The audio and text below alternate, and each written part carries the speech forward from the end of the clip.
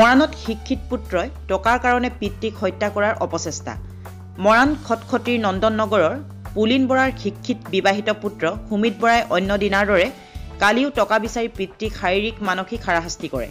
এটা সময়ত পুত্ৰই পিতৃক ডিঙিত কামুৰি হত্যা কৰিবলৈ অপচেষ্টা কৰে যদিও পিতৃয়ে পুত্ৰৰ কবলৰ পৰা মুক্ত হৈ মৰাণহাট আৰক্ষী থানাত এজাহাৰ দাখিল কৰে।